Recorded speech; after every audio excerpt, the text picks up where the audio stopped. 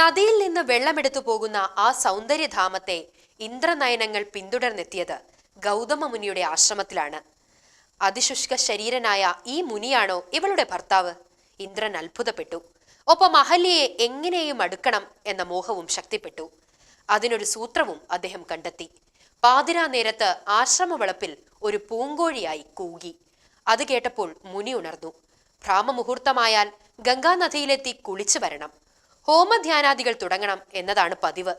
നദിയിലേക്ക് ഇറങ്ങുന്നതിന്റെ മുന്നോടിയായി നദിയെ തൊട്ടുവന്ദിച്ച ഗൗതമൻ ഒരു ഞെട്ടലോടെ കൈ പിൻവലിച്ചു. ഗംഗ ഉണർന്നിട്ടില്ല. ഒരു നിമിഷം അദ്ദേഹം കണ്ണടച്ചു നോക്കി. പ്രകൃതി മുഴുവനും ഉറക്കത്തിലാണ്. ഗൗതമൻ തിരികെ ആശ്രമത്തിലേക്ക് വേഗത്തിൽ നടന്നു. മുറ്റത്തെത്തിയപ്പോൾ അകത്തുനിന്ന് തന്നെ പോലുള്ള ഒരാൾ ഇറങ്ങി വരുന്നത് അദ്ദേഹം കണ്ടമ്പരന്നു. അത് ദേവേന്ദ്രനാണെന്ന് തിരിച്ചറിഞ്ഞ ഗൗതമ മഹർഷി ശപിച്ചു. അഹല്യ ശിലയായി മാറട്ടെ എന്നും ശപിച്ചു.